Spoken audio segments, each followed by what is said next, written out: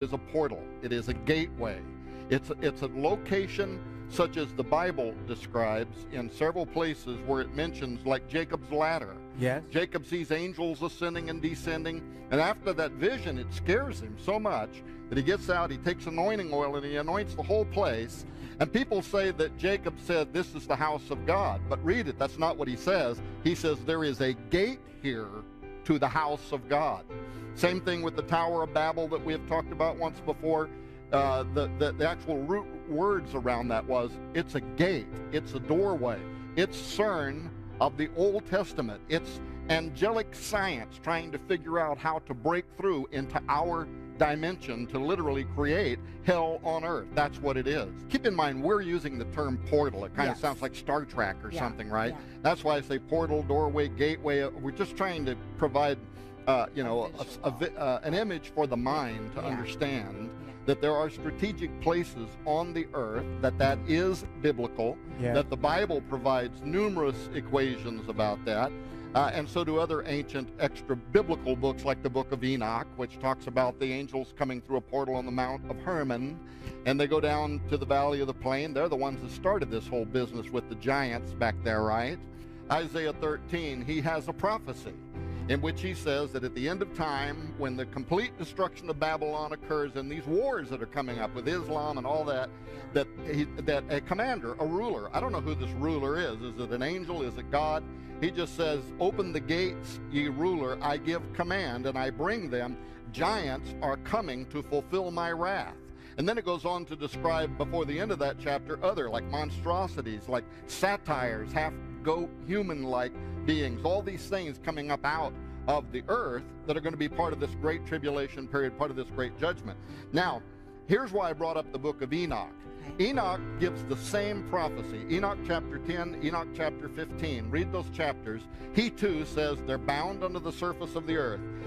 In fact, I'll read it to you. He says, "The spirits of the giants shall be concealed, and shall not rise up against the Son of Men and against women until they come forth during the days of slaughter and destruction." Zach, you taped a piece in my office. I did last week. Yes. And I'm going to run it just right now. Great, awesome. And you were sitting down in my office musing about what's going on. That's right. So let's roll this, and I think you'll find it interesting.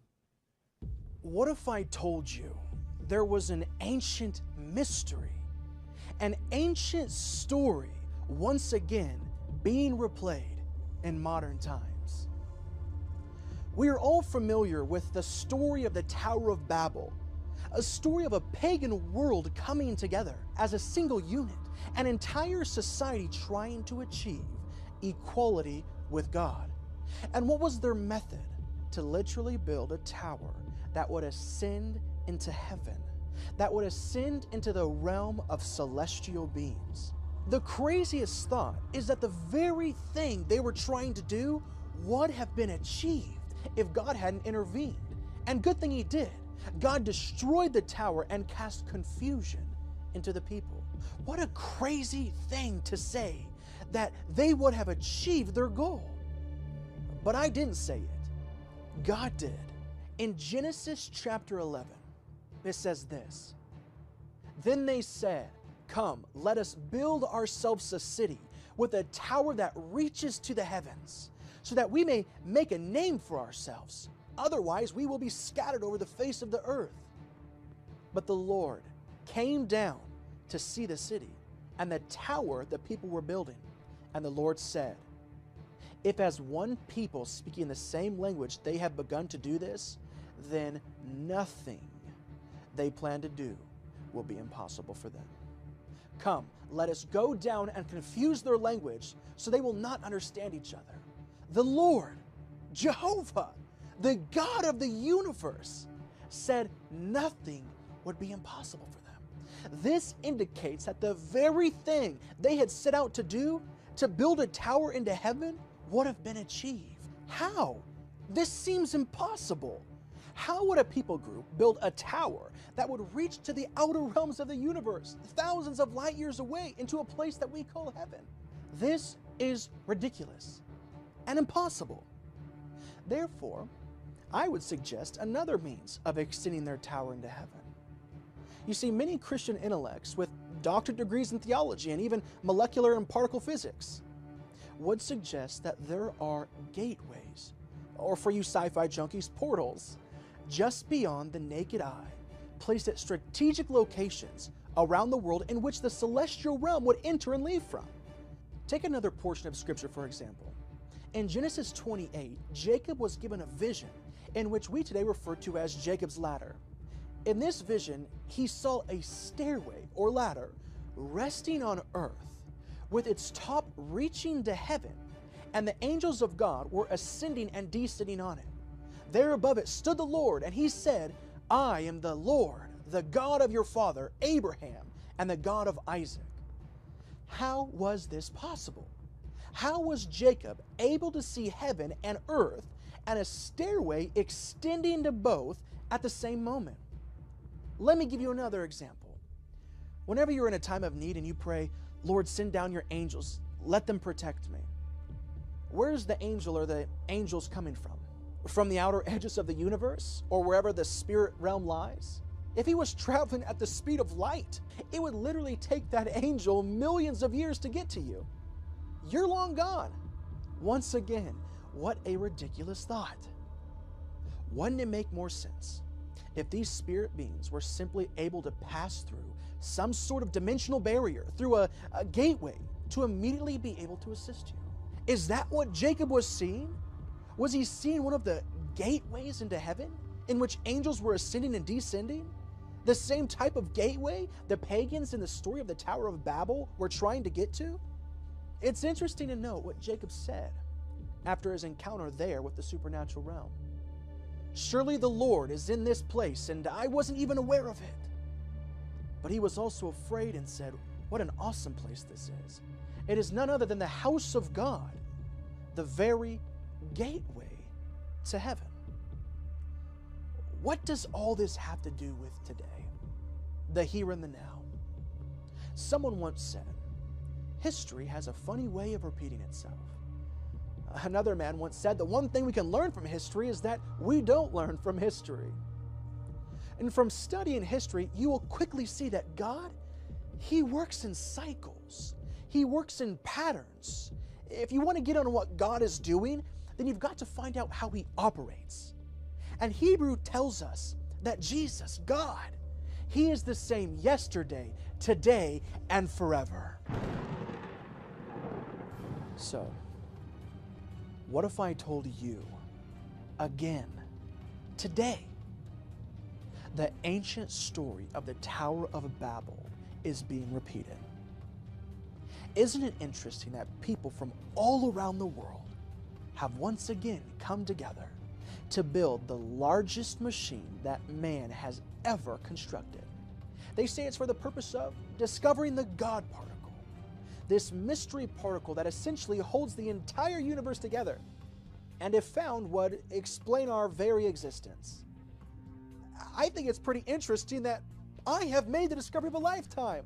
I have figured out what the God particle is. I have figured out what holds the entire universe together. And it talks about it in Colossians chapter 1, verse 17.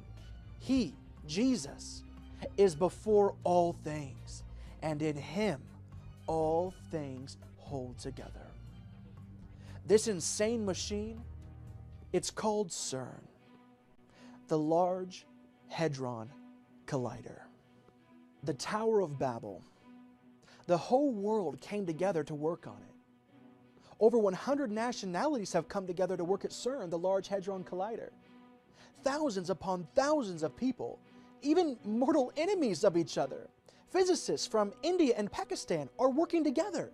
From Russia and Georgia, working together. Even physicists from Iran and Israel are working together. The people at the Tower of Babel's goal was to reach a portal or a gateway into the sky, into another dimension where God dwells. Sergio Bertolucci, director for research and scientific computing at CERN, said this: the Large Hadron Collider could open a doorway to an extra dimension, And out of this door might come something, or we might send something through it. The new tower, the largest machine that man has ever created, is again trying to reach into other dimensions.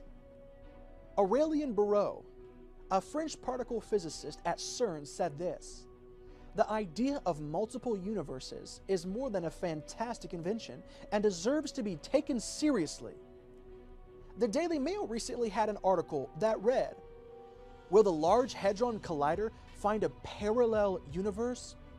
Well, we already know that this world is but a shadow of a larger reality.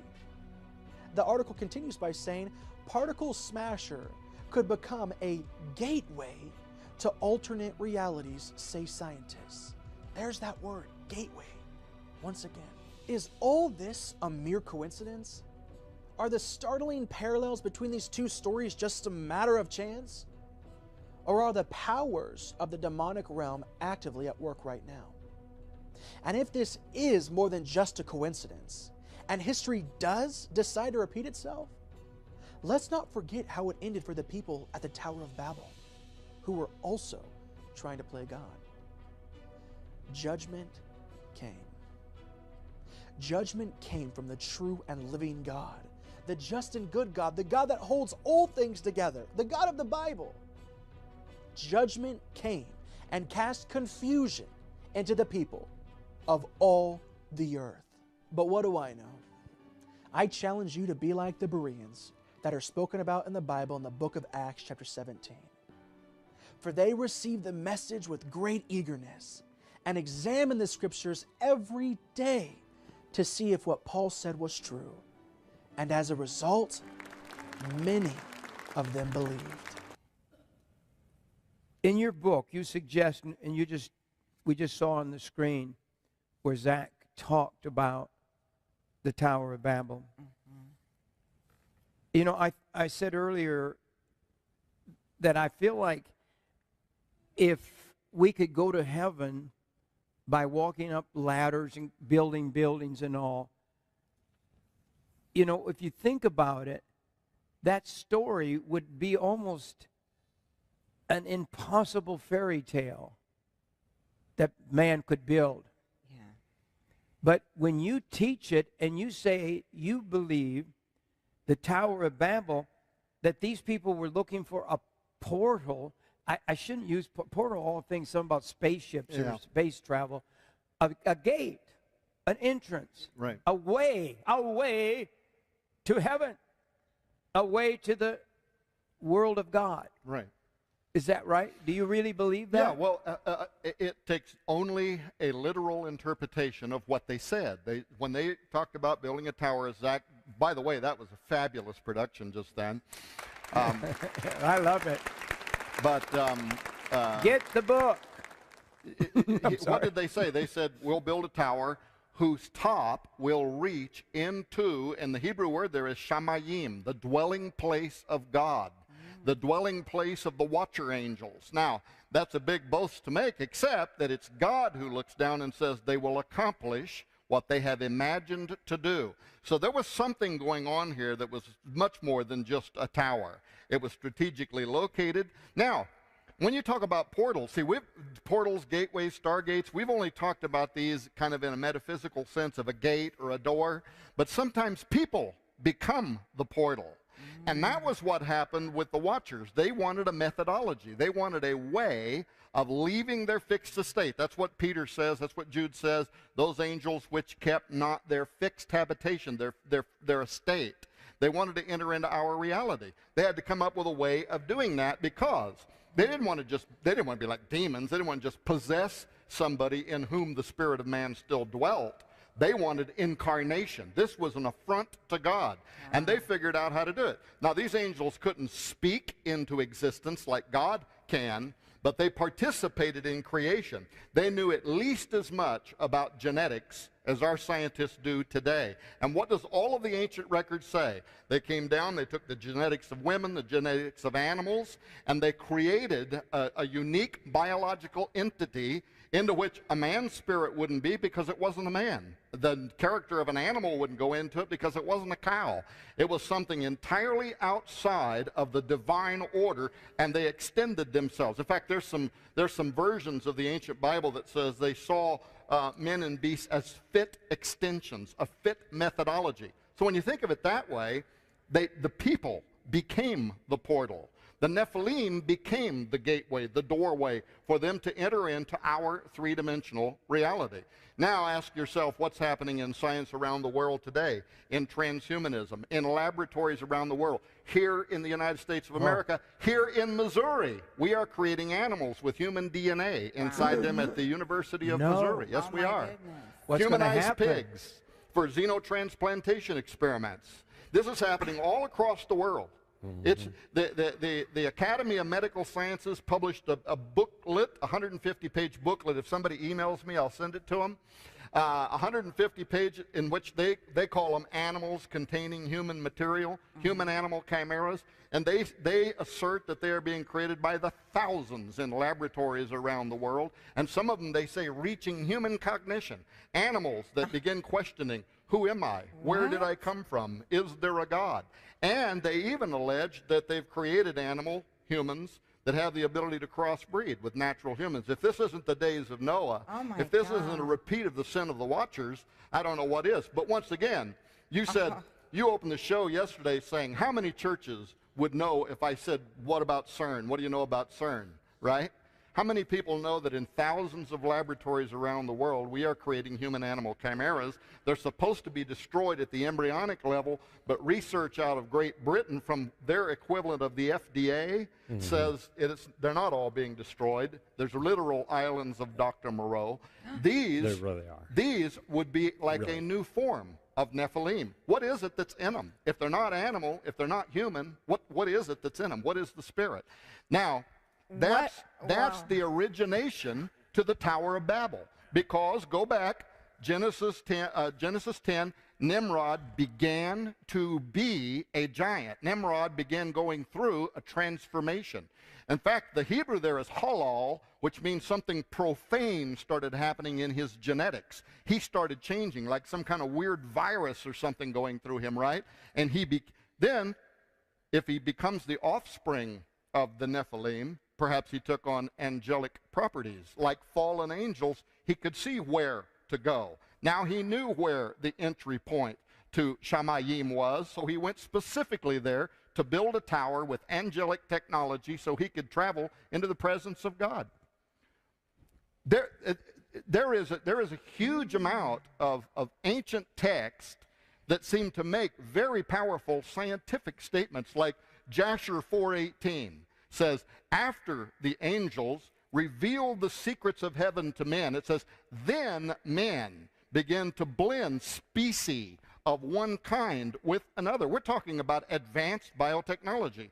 And so I think personally that all of these ancient records from Egypt to Samaria, where you see these half human, half animal, I think that's a mute testimony of something that happened in the world at one time, and it basically was put up like a record. The sons of God came down to earth. Is this what you're talking about? Yeah.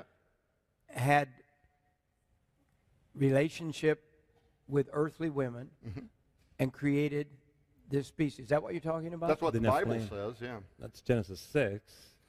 But that's in the Bible. Absolutely. Yeah. But we don't preach on it Sunday morning, so not too often.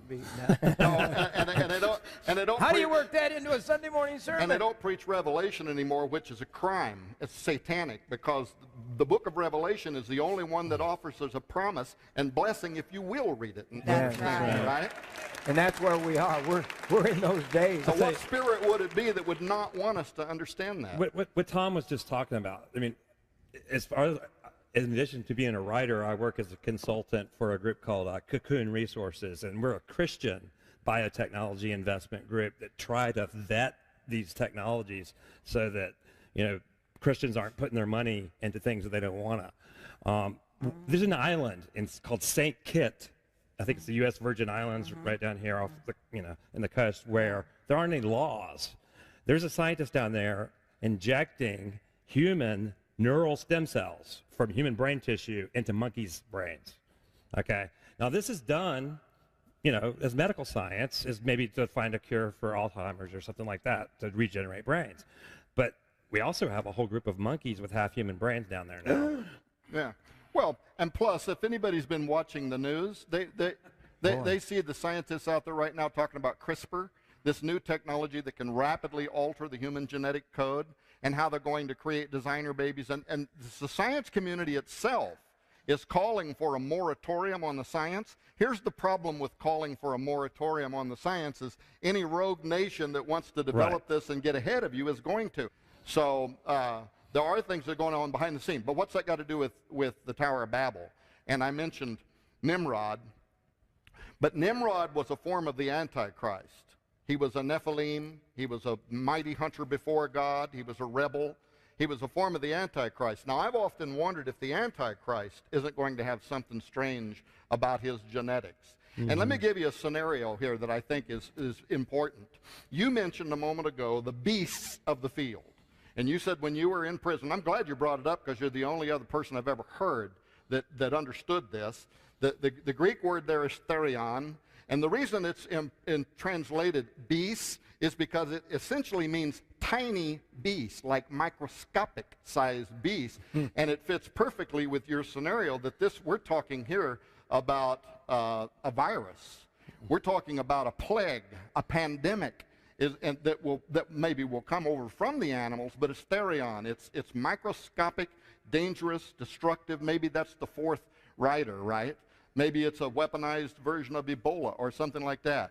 But very quickly, did you ever see the movie I Am Legend with Will Smith? All right. So a pandemic, I like to use visuals that people understand. A pandemic breaks out on the earth, right? Wipes out almost all life on earth. But there is one guy, for reasons that are unknown, his blood is naturally immune to the pandemic. And so he sets himself up inside of a house, and he's in there working. He's trying to capture these zombie-like beings and trying to create a cure, right, for this pandemic. Well, by the end of the movie, he does, and you find out that's why he's a legend. He's the only guy on earth whose blood is naturally immune. Now, let's take that back to the Antichrist for a moment. We know that the Antichrist is the antithesis of Jesus, right? Jesus was the Son of God. He is the son of perdition, the son of the devil. Jesus worked miracles. He works miracles. Jesus rose from the dead. He receives a deadly head wound, and all the world marvels, right? And people have created whole lists of how he is the antithetical Christ, right? Well, imagine this. Jesus also said that unless you eat of my flesh and drink of my blood and partake in communion, you will have no part in me. Wouldn't it be just like the Antichrist to create a situation where a pandemic is sweeping the world? Hundreds of thousands of people are dying, and there's only one guy on earth whose blood is naturally immune to this disease, and it turns out to be the Antichrist, the mark of the beast. The only way you can be cured from this disease is you have to literally partake in the form of immunization with the blood and flesh of the Antichrist. It would be a satanic communion. When we were researching the Tower of Babel, one thing that I discovered that I had never heard before was that King Nebuchadnezzar from the book of Daniel that we're all familiar with, he actually tried to rebuild it. And that we have a stele, which is just a big piece of stone where they carved. There's a picture of it, a translation in our book, where Nebuchadnezzar talks about his efforts to rebuild the Tower of Babel. Now, something happened that stopped him. And if you remember, God made him go crazy for quite a while. I think he was about to get it done again, just like Nimrod. And it's even more interesting. When it talks about Nebuchadnezzar's sentence, I mean, he's turned into an animal. It says, by decree of the watchers. By decree of the watchers. Who are they? They are the immortals that we're talking about. The watchers. The watchers. One of the things God spoke to me when I was a younger person, he said, you have no idea how powerful man's brain is and how powerful our minds are. He said, actually, we would be dangerous if we knew. I think we are dangerous, and I think the Tower of Babel was dangerous because the Bible says they could accomplish anything. So what did God do? He separated their languages. What does this CERN do? look at around this CERN. Look at this thing. What happened in relationship to build this modern day Tower of Babel? Mm-hmm. What did they have to do to bring the world together? Yes. What did they invent? They had to create the World Wide Web. So they could all talk to each other the same language, probably even translate into other languages automatically, because that's what the machinery does nowadays. Do you see this? I'm spellbound by what I've seen and what I've heard. And here man is trying to go to another level. They've actually said that, guys. Isn't that right? Mm-hmm. That they want to reach another dimension. If you don't think God is going to do something soon, you're mistaken. God has to. We've killed 55 million of our babies in the United States of America. We have pornography as a mainstay of life. Even mainstream television is literally what would have been X-rated 10, 20 years ago. Mm-hmm. And all this creation is still aimed at trying to create what God has done to bring us to another level. Mm-hmm. If CERN was to actually open up the gateway, what would it mean for us? Who can answer that? Well, they can't even answer that. Well, then you could. I'll let him talk, but it might not be good. Bertolucci has said something could come through from that dimension into our dimension. Exorcists will tell you that demons go where they are invited. Mm-hmm. And even if you're talking about like aliens or whatever, some of the brightest minds in the world are saying it might not be smart to be sending signals out into space saying, we're here, come have us for lunch, right? Right.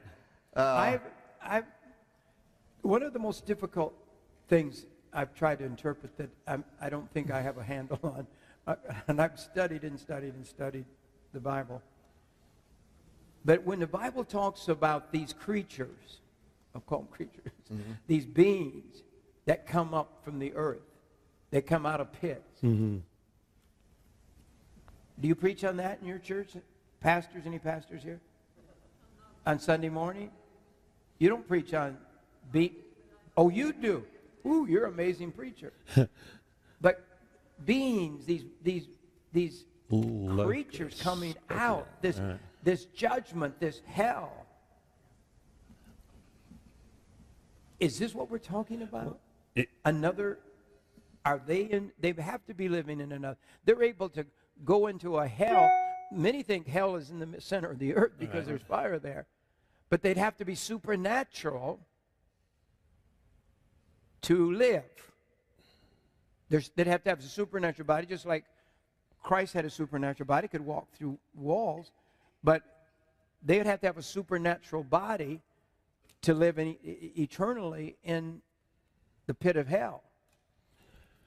Well, the one way that CERN could facilitate opening up the portal to the abyss at the fifth trumpet you're talking about, right? We've been talking about things like wormholes. These are like in ways that you travel long distances through space. The idea of a wormhole is, say, you have somewhere here and a location here. And they're so far apart, you could never get there.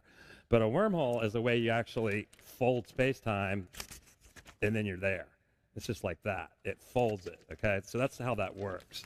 Now, what does this have to do with this particle accelerator? You know, they're little teeny particles, right? Well, the only way they could conceive of making a wormhole that we could actually go through and travel is you'd have Why to do they start. call it a wormhole? I'm sure everybody's out there saying, Why what do are they you call guys it that? talking about? I think no, but they're saying, what are you talking about? It's a way of traveling from point A to point B by folding space-time. Through time. Folding through space-time. Eternity, through right. space and time. Instead of traversing the distance, you actually just fold reality itself is what it comes down to. And the term worm comes from thinking of an apple And if you had to travel around the surface of the apple, you have to go from here up and around over here, but the worm goes right through the middle. Yeah. So the wormhole gets you from point A to point B faster. Yeah. Okay, and it also could open a portal to hell, perhaps, or something like that. Okay, but they can't conceive of a way you could make one big enough for humans to go through, or a spaceship, or anything like that, natural, by an artificial means. How could you manufacture such a thing? But the only way that they thought of is you have to start with something really small, and they could make one in something like this, and then expand it. So really, this technology, CERN, is one way of creating an artificial wormhole. It's the beginning of that process. Is that like a black hole? A black hole would be the entrance, and on the other side would be called a white hole. So what man has found is the black hole in outer space, literally galaxies, universes out there, whatever there's out there, a black hole devours it. It's pretty scary. From what we can tell, the gravity just crushes everything that gets near it. Anything that gets near it, it would just shred you to pieces. But another scientist discovered that if the black hole is spinning at a certain speed, the correct speed, the inertial forces will cancel that gravity, creating a traversable wormhole, which would be safe to go through. There's a new film out now called Interstellar, where they actually travel through such a wormhole.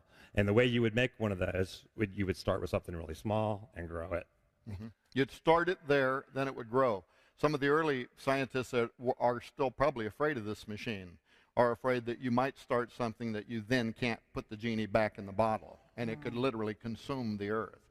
Now, we've read do you the have book. any facts that these people are literally trying to create some of this, or that's one of the things they're looking for? You can go to CERN's webpage and read the studies that they're already talking about. But again, some of the experiments... Right now, while we're sitting here, right now, their biggest experiments are beginning. These are the biggest, most powerful experiments ever conducted on the planet, ever. We've never tried to collide 600 million particles at just below the speed of light beneath the surface of the Earth, 600 million per second. Now, you talk in your book about CERN possibly being the fifth trumpet. Here's the thing. If you look at CERN, there's a lot of interesting things there. First of all, their logo is a stylized 666. If you look at the logo, it's 3 6s wrapped into each other. Did you know that, Zach? I did, yes. Dear Lord. I can't read everything, but... Yeah.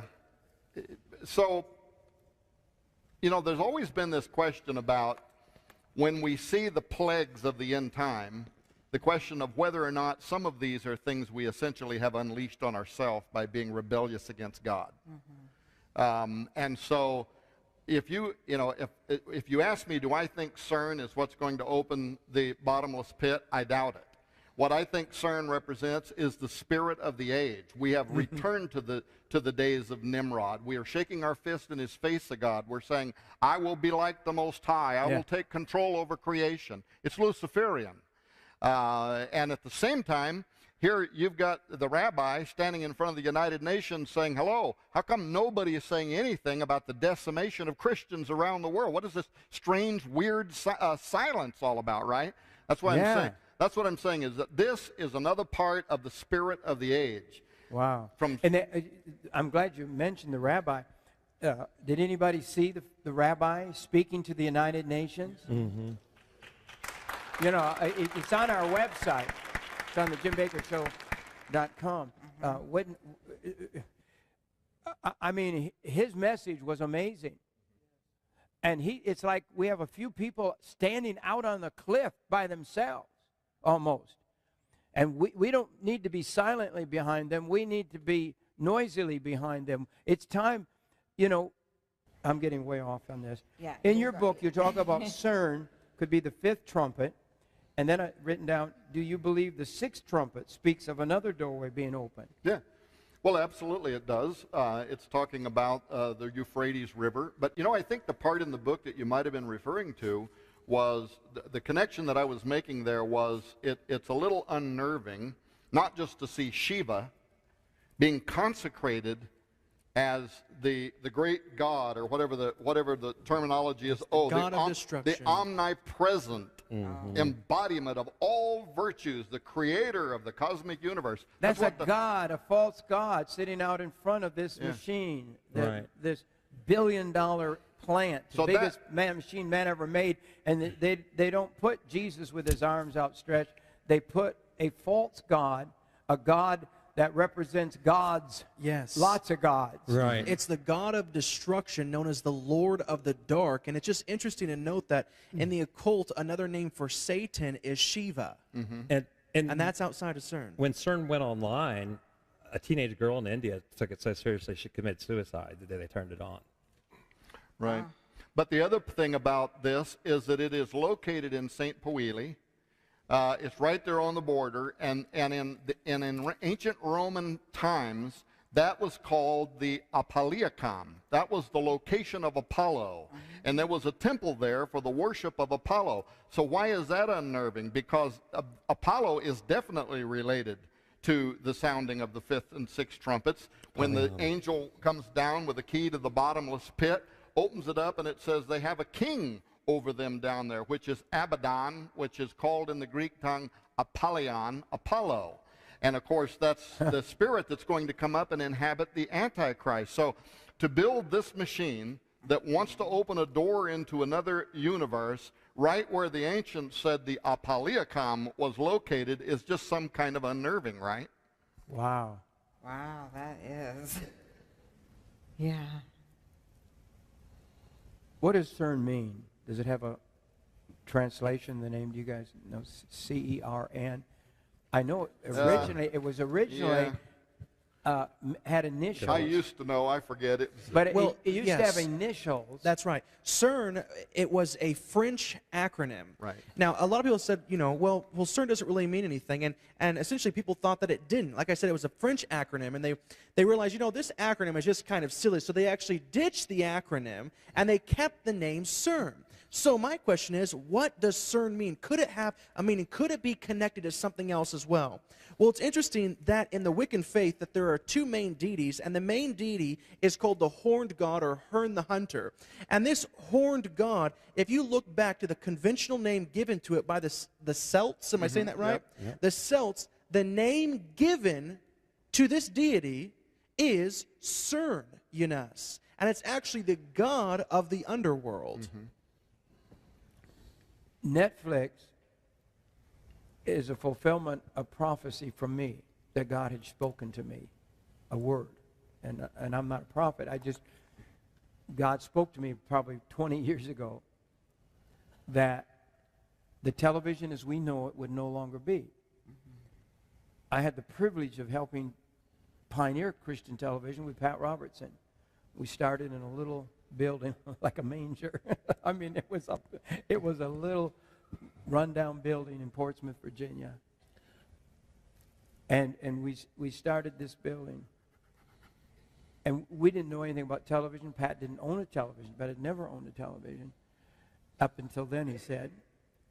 And so God calls us guys together. Somehow we get together.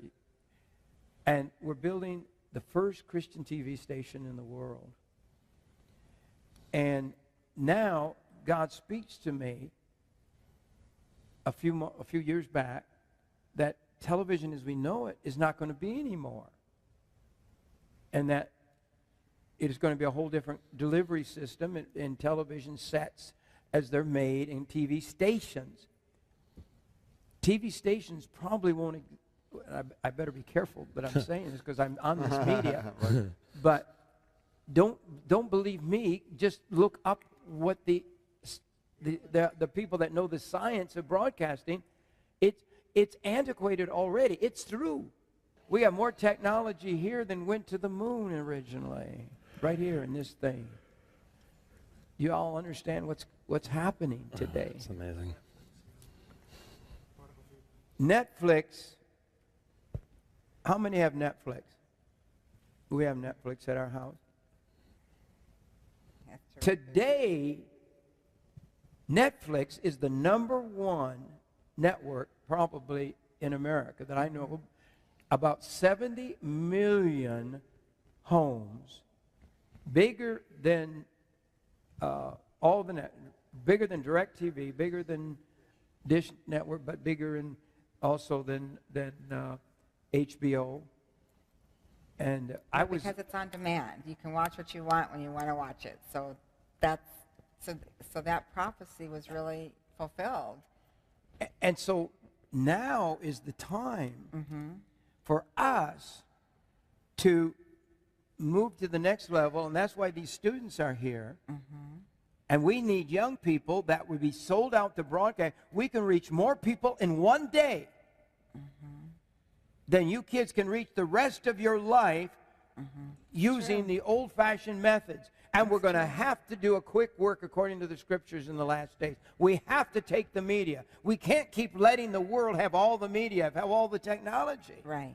And so it is time, and all of it has changed, and it's time for us to do what we can to use the good technology, to use the technology for good, and to deliver the good news of the gospel of Jesus. If you haven't ordered The Path of the Immortals, this is our last day to offer it.